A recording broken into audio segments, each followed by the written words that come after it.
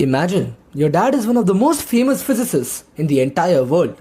He wins the Nobel Prize, and then you grow up and realize his model of the atom was incomplete.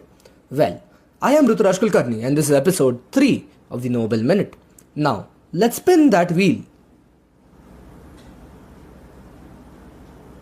It's the 1975. And similar to the band, the 1975, today's Physics Nobel Prize is about you, or rather, the very thing you are made up of, atoms and their nuclei. The Nobel Prize in Physics that year was awarded to Aage Bohr, Ben Mottelson and James Rainwater. And yes, Aage Bohr was the son of Niels Bohr, the legendary pioneer of quantum mechanics. By the 1940s, physicists were split into two camps about what the nucleus at the center of an atom actually looked like. On one side, the shell model argued that protons and neutrons moved in neat independent orbits around each other in a perfectly hard sphere. It could explain why the atoms were stable, but it couldn't explain why some heavy nuclei were warped out of shape. On the other side, championed by Niels Bohr himself, was the liquid drop model. It argued that the nucleus behaves like a fluid droplet of water, perfect for explaining things like nuclear fission, but terrible at explaining individual particle orbits.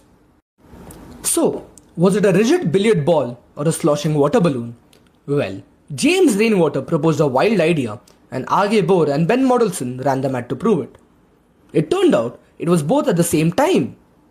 They discovered that individual outer particles orbiting the nucleus can actually push against the inside walls, warping the shape from a perfect sphere into an oval like an American football. Once the nucleus warps, the entire thing starts vibrating and rotating collectively.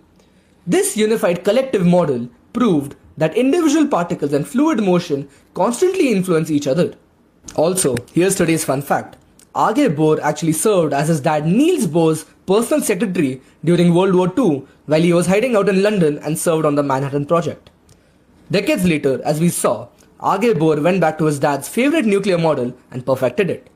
With that, we conclude episode 3 of the Nobel Minute, and I'll see you all tomorrow for the next episode.